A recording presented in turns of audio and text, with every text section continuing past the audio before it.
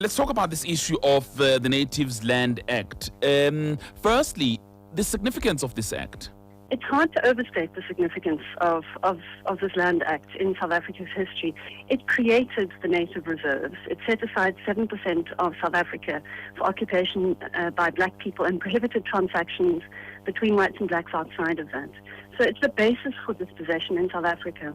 But I think it's important to recognize that it wasn't only about land. It was fundamentally about securing cheap labor. And so it formed the basis of a migrant labor economy that allowed accumulation of wealth through super exploitation of labor in the cities. So I think it's important to recognize the legacy is not merely a rural legacy of dualism. We have these two very kinds of countrysides, the wealthy commercial farming areas and the ex-Bantustans. But also, the legacy of this act is very much the accumulation of wealth in the mining sector and the manufacturing sectors alongside poverty, both rural and urban. So in other words, a lot of what we try to deal with today, a lot of challenges can be traced directly to this act. I would say so. Think about Marikana. This is very much a community of people who are migrants from rural areas where there is little infrastructure, little economic activity, who are working for low wages on mines and unable to adequately reproduce their own families and create a livelihood. So I think that it's important to recognize that when we talk about the legacy and about the national grievance, which is one of race, fundamentally. The anger about this act is not only the harm that it did in the past, it's a dynamic that's being reproduced of accumulation of wealth in certain centers and poverty and deepening poverty in others. But 20 years then, or almost 20 years into the new democracy, has South Africa made any attempt at changing the legacy of the 1913 Natives Land Act? Well, I suppose the most significant intervention towards that is the land reform process, which has been slow and cautious. It's been market-based. Very little budget relative to other national priorities has been put into it. Around 6.5% of commercial farmland has been redistributed. And of course, I think many people are aware there's a lot of debate now about a new direction. There's a lot of political discussion around a more radical approach. But in practice, I think what we need to recognize is that simply doing more of the same is not going to undo this.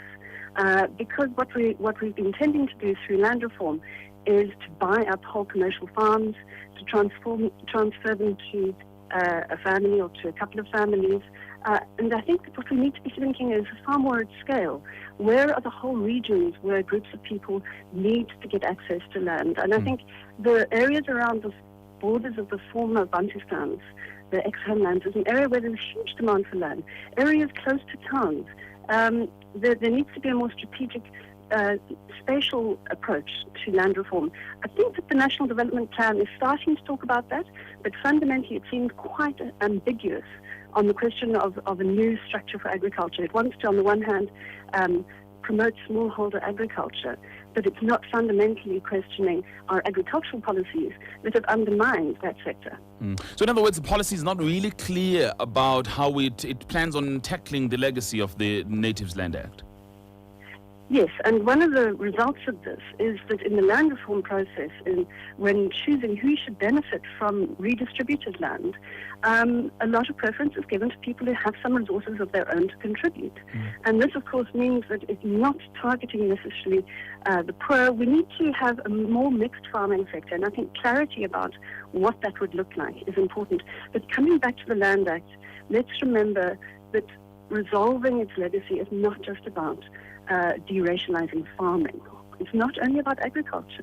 There is still, I think, a very strong, huge national grievance that needs to be discussed, which is fundamentally about race. But what are the implications then of these delayed efforts to intervene here? Do you get a sense that perhaps the temperature is rising, political temperature that is? I think something quite interesting is happening now. I think that there are more new formations within civil society that are mobilizing around this issue.